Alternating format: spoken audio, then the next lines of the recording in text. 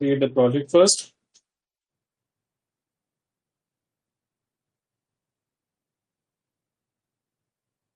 CD.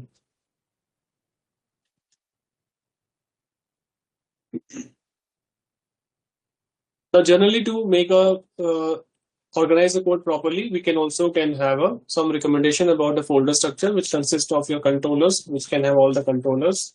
We can have the services, which can have all the services. Interface. We can have the models to keep all my models at one place. DTOs. We can have the domain. We can have a specification, and we can have some project document at this in this folder. You can make these folders directly manually also, or we can do it with the help of the Copilot as well. Now let's take an example of a business requirement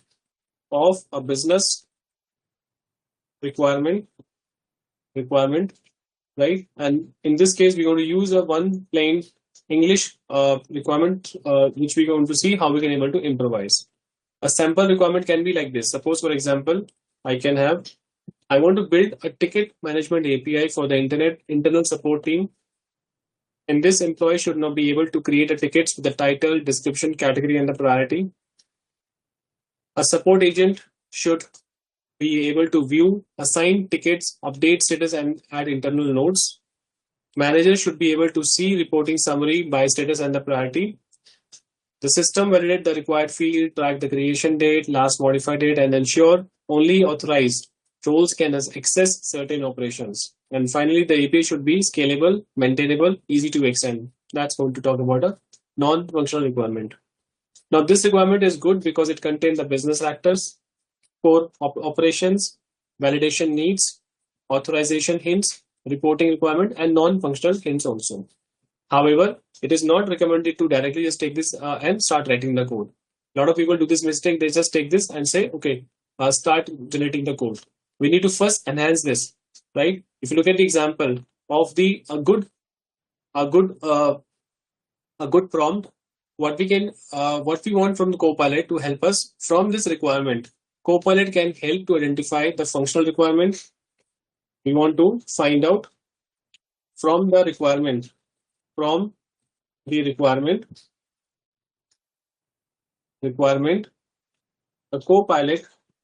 the Copilot can help identify first the functional requirements. That is the first of the major thing. Second, non-functional requirement. Non-functional requirement. Next, we want to get the actors. Who are the users, their personas, their privileges, use cases, user journey, use cases, entities. You want to get the validation rules. We want to get the assumptions. If any kind of ambiguity is there, we want to identify that as ambiguities. And finally, we need to get the acceptance criteria. Right? Acceptance criteria. Now, when the developer receive the plain English requirement, many will jump directly into the coding. And this usually create the problem of missing validations, weak module boundaries, unclear API contracts, missing the edge cases, or maybe incomplete designs. So Copilot is useful at this stage because it can quickly help to organize the problem before coding starts. If you take an example of a good prompt, how the good prompt looks like. A good prompt example can be, we can say, analyze the following requirement for a .NET. So we also want to mention the tech stack. .NET Web API project, right? And then we can say identify first the functional requirement. Second, non-functional requirement.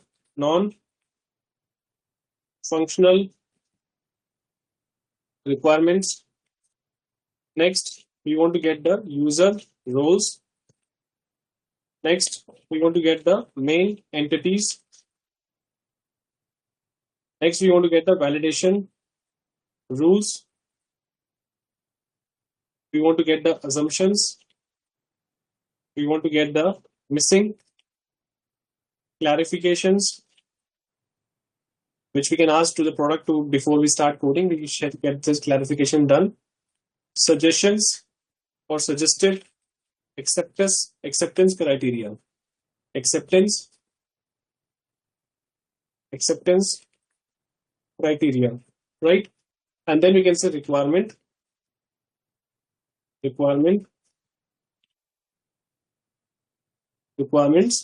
and then we can just paste the requirement plain text, this one, right? This can be a good example of a good prompt. Let's see. I'm just going to copy this entire prompt now. Go inside my project.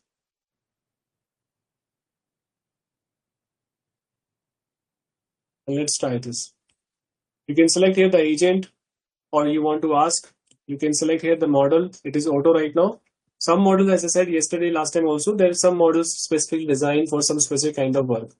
You can see the Claude Sonnet 4.6. Now we have 4.7 also recently released. They are used for more complex tasks, and that's the reason they are going to be a little expensive also. GPT 5.3 also going to be for coding, right? And there are several other models are also available. You can choose a specific model if you are very much clear and understood that this is going to be the model best suitable for my task. Otherwise, you can choose the auto, which is going to be automatically going to identify the relevant model, and that also going to be not very expensive. When you take any use of any latest models, they're going to be expensive because they may take or consume a lot of tokens and the credits, and the consumption is also going to be higher. So maybe do not use any latest model for any basic task unless it is required. As of now, I'll go with the auto now and then try to put my entire context here.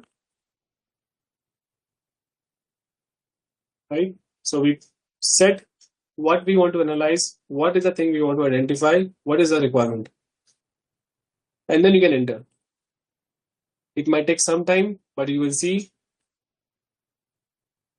a proper output, which should consist of functional requirement clearly, non-functional requirement, roles, entities, validations, classification, and assumptions, as well as your questions.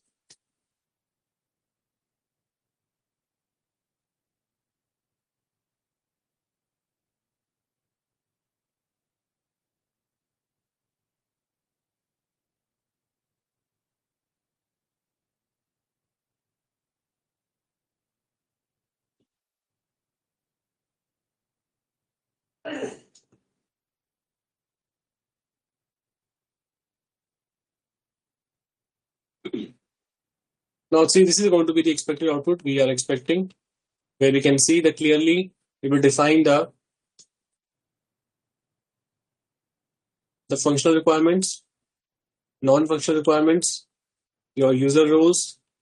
Then we get the main entities, ticket, user, internal nodes, validation rules. We got the assumptions. We got the missing clarification. Those are the questions that we need to ask. Suggested acceptance criteria, ticket creation, and so on. We get all the information.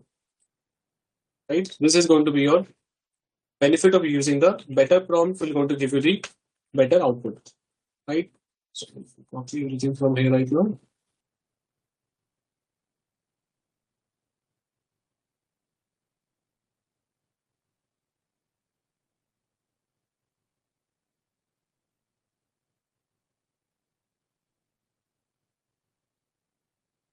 That is the expected output. Right? If you look at the poor example, if you look at the example of a poor prompt, it looks like this. We can say explain this requirement, and generate the code. Now there are several problems with this code right now. First of all, two-way. We are not mentioned in which text we want to build, different patterns, what we want, and it should not be try to do multiple things in a single prompt. You are combining the analysis plus the implementation, and that's going to be too early. No structure, no clarity, and high chance of generic answers. So this is should be avoided, and try to put the proper prompt like this, right? I'll put this in the chat also. I want all of you to log into your lab and try this example as of now. Okay, is that clear, everyone? Try this, all of you first.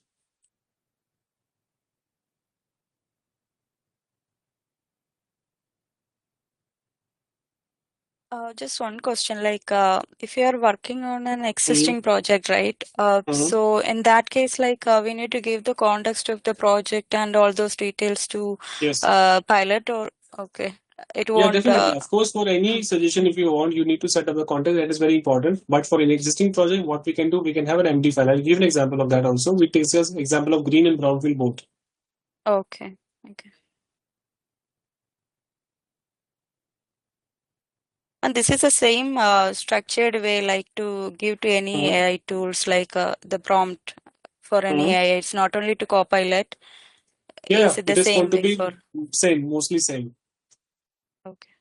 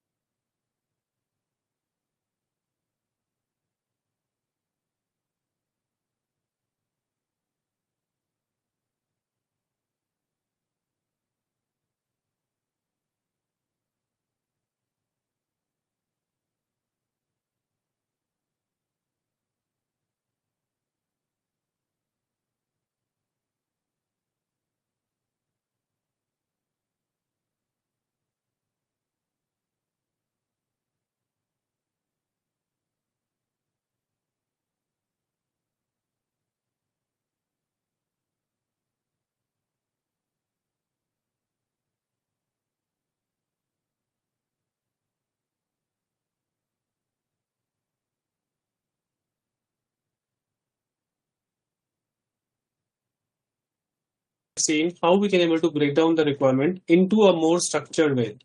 where we can able to identify the functional requirement, non-functional actors, entities, validations. So always try to give a proper context so they can able to get the proper analysis of the requirement, which will break down, which can help you to generate the code later or design the solution. Right now, in this after this, now you're going to see this first thing is a requirement analysis. Now we have a design. The second thing is going to be the creating creating the technical specs and design outlines. Now the point is once the outline, once requirement understanding is done, we can move to technical interpretation, right? What the Copilot can help you in generating this? First, the module responsibility. First is the module responsibility. Then we required an API endpoint. So basically, the idea is now we want Copilot to help us to generate the module responsibilities. Module responsibilities. We want to get the API endpoints. API endpoints. We want to get the DTO suggestions, right? We want to get the entity list. We want to get the interfaces, what we want to use, that list. We require a responsibility. Service responsibility. We want to get the validation rules. We may require security nodes, or we require basic architecture outline. A technical spec doc does not need to be 20-page long. For many engineers, a good lightweight technical spec, which can include a problem statement, the scope, assumptions, actors, permissions, entities, endpoints, validation, that is going to be more than enough. Now we're going to see how we can able to write a good prompt. How to write a good prompt for design to generate a technical spec outline, right? So let's see an example of a good prompt. Now we can say, let's say based on the requirement below, you can create a concise technical specification, technical specification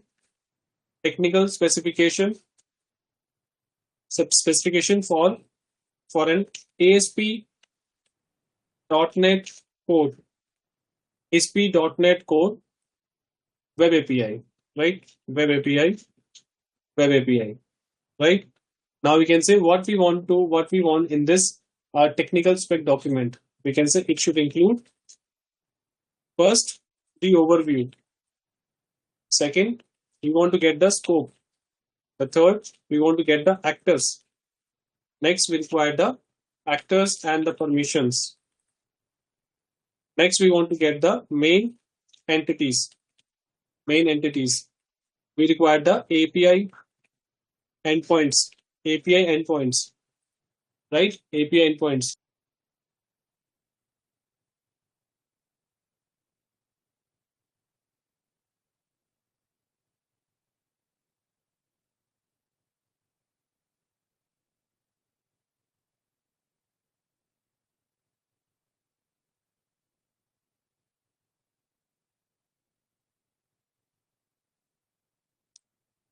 The API endpoints.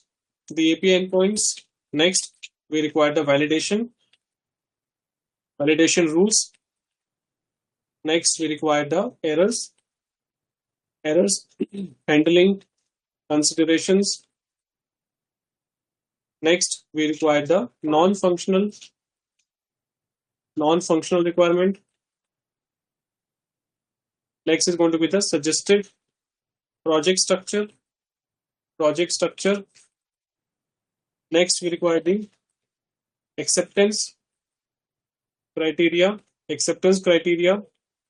right? And then you can mention the requirement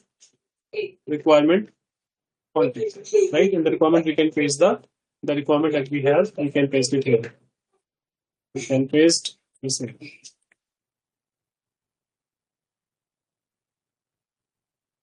right? You can copy this entire prompt now. Go back to the VS Code and let's see. Now it's going to give you the detailed technical spec outline.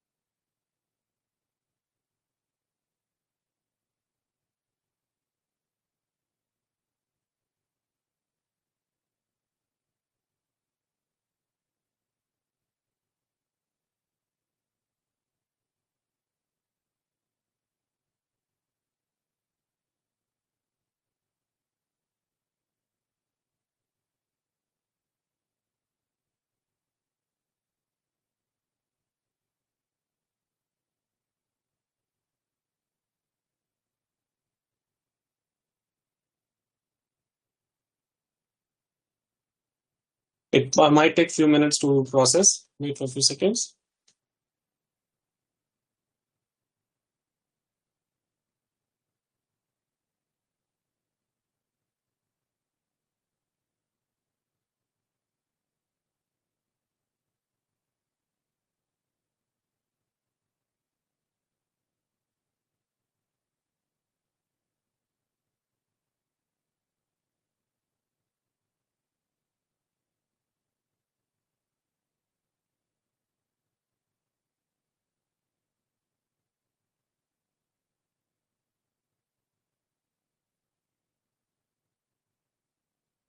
So now if you see,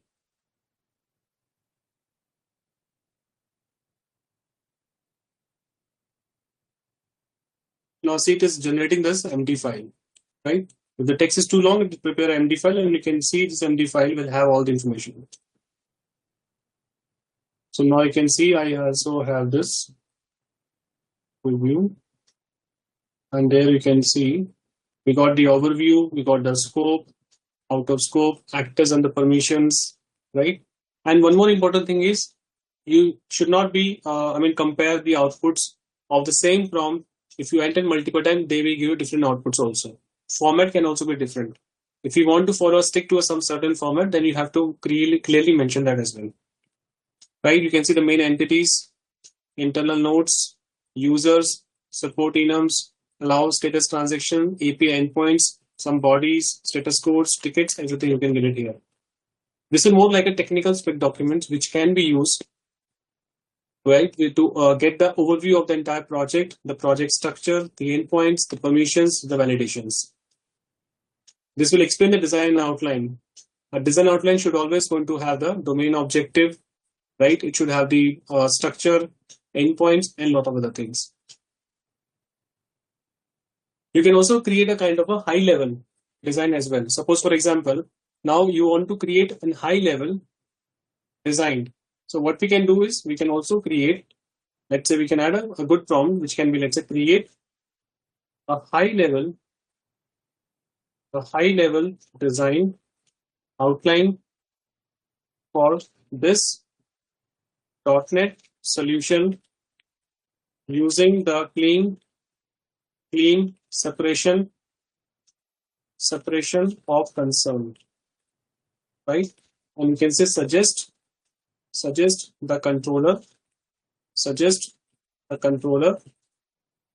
the services, suggest the interfaces, domain layer, domain models. We may require DTOs,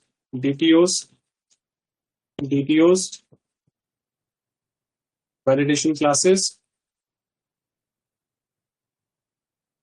authorization point, and future extension areas, right? Let's take this prompt and try to see.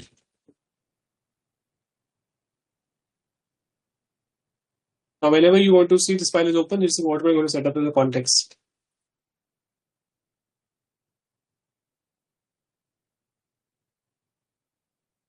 So first we have done a requirement analysis, then we come to design, and third is going to be the code structure. So first, requirement, designing, and then the code.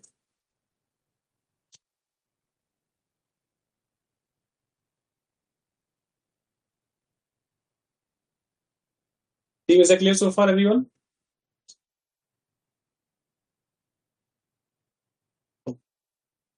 I'll share this. So we can take this as a, you can also can try to create your own templates, whichever you think that works for you. And those templates you can use it for your further projects. So always try to maintain some kind of a prompt library, which is already been tested and proven.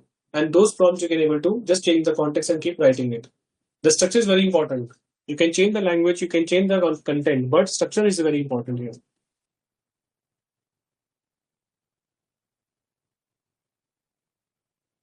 So same way like for our project can we get this kind of design like if we are telling for this particular API what is the code path or give the existing implementation structure. So will it be able to generate?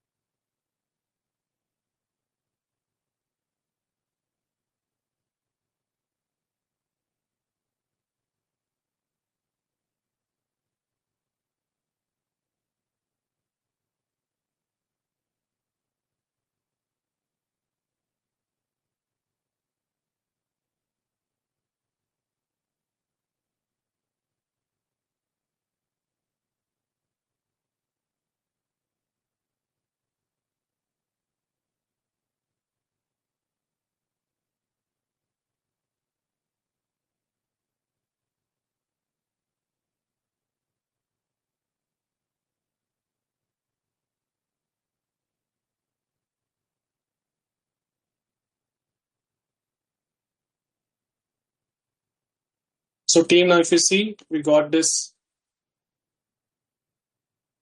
technical spec doc,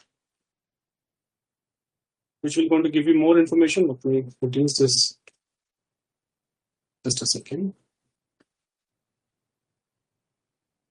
So structure, we got the acceptance criteria, and that's going to give you the keys. So there's a one more document got created, design outline. And if you open this design outline, see, this is a high level design outline where you can see the layered architecture. We are going to use a 4-layer architecture: API layer, application layer, domain, infrastructure. This is going to be the controllers where we can have the first controller. That's the endpoint. This is the methods we want to have. We got the REST controllers, health controller, application layer, the methods, responsibilities. Okay, so this is going to give you a clear perspective what exactly we want to build. So instead of directly getting into the code, you should always try to have a blueprint, a kind of a structure that we want to follow across. Make sense? I'm going to put all this prompts in the chat. I want all of you to try this once and let me know if you're getting the similar output. Sometime it will generate the .md file, sometime it doesn't. You can mention this also. Do you want an output as an MD file or do you want to see in the chat? Make sense? Team clear?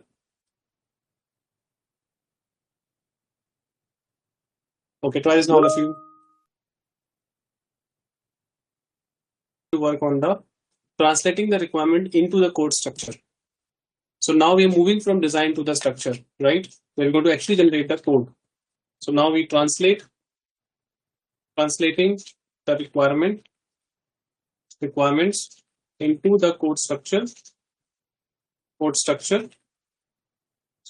So we can say now move from the design to structure.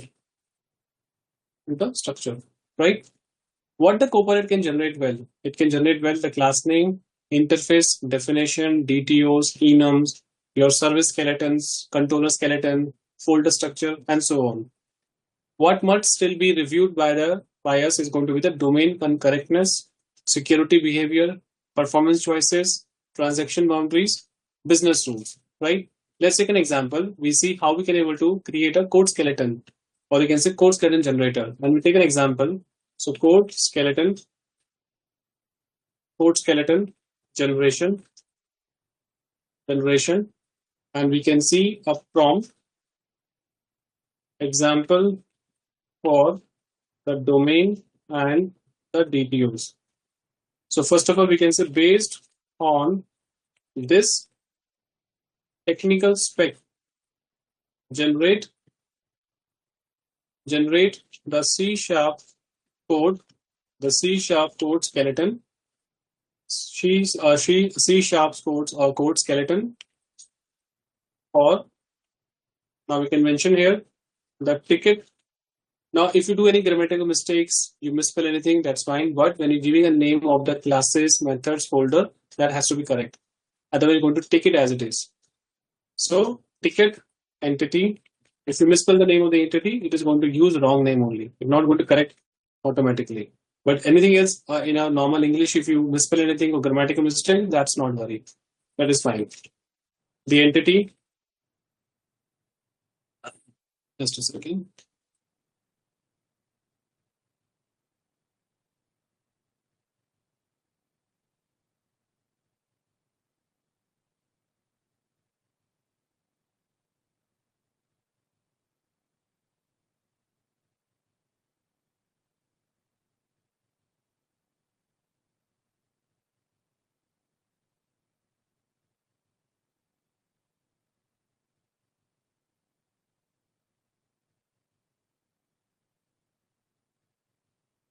Okay, so ticket node entity, or we can say priority enum. We can have a status enum. We can have a priority status enum. We can have the create ticket request DTO, update ticket status, request DTO, and then we can say okay. Then we can say keep the code clean, and otherwise it will start hallucinating. You have to make sure we set the boundaries. Otherwise, sometimes it is going to be a very generic or it can be very vague. So keep the code clean and minimal, right? Do not implement, do not implement, do not implement the database logic yet. Fine. This is going to be the prompt example for the domain and DTO. Similarly, let's try a prompt example for the interfaces and the services, right? So let's say the interface, generate the interface and the service skeleton for a ticket management. Now these you can take it as a templates. Just need to change the content and that will be fine. The module in the ASP.NET Core, ASP.NET Core, and that should include first I ticket service. See, I misspelled this now. It will go to misspell everywhere. Make sure about this. Ticket service. Then the method for create ticket, get the ticket by ID, update the status, add internal node, right? Get get the summary, get the summary, get the summary. I want all the method to have a async signature. You can mention this as well. Next, I want to have a to-do comments where the business logic should go. That's going to be a prompt example for the interface and for services. Let's take one more example. That's going to be the prompt example for the controller. These are the three main pillars for any application. So now let's say generate an ASP.NET Core API controller skeleton for the ticket management, and then we can say use. What do you want to use? A dependency injection.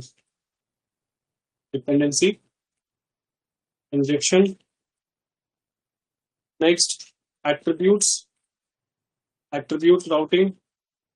So define the structure here. Action methods only. No actual persistent logic in the controller methods, and return the placeholder responses. Correct. Let's try to see how we can able to generate now. So I'll just take the first one to generate the domain and the DTUs. So going back, make sure that you already open these two files. If it is not open, you will see that there's no context as of now. So either we can click on the plus icon, choose a file, or you can just keep this file open, design outline. That's it. And then you can see this is automatically going to be set the context. And now you can just simply add the prompt. It will generate the required entity and the DTU.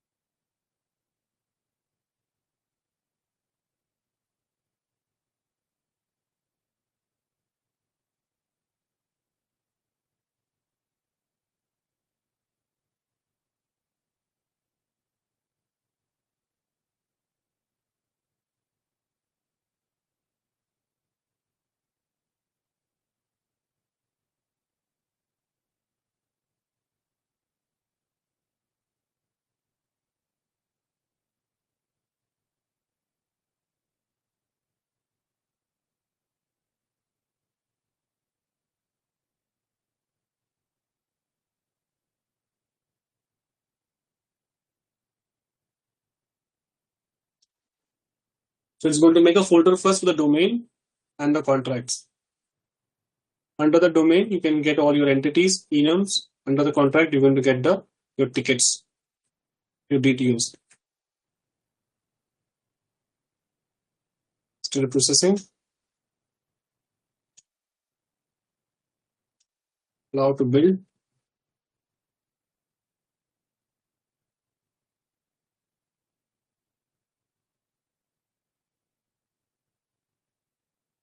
Similarly, we can try to generate.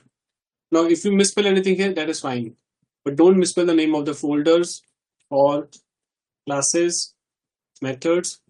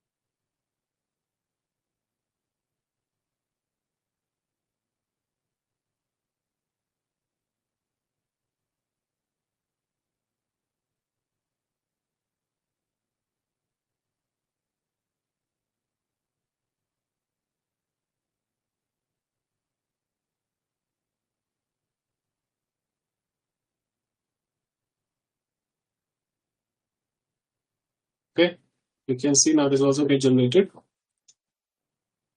And now we can generate the controller as well. So let's generate the controller.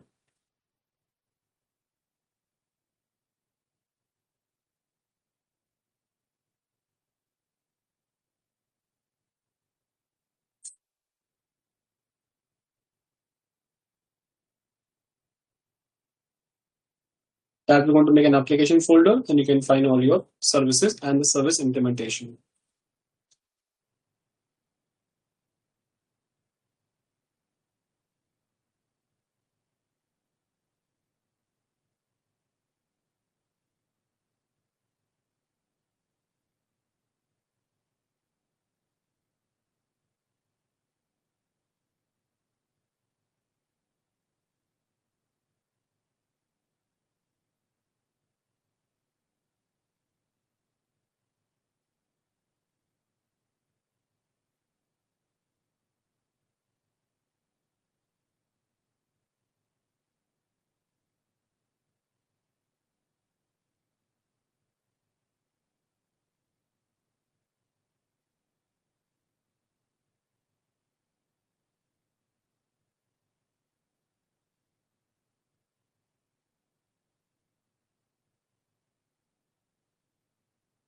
Okay, that is fine.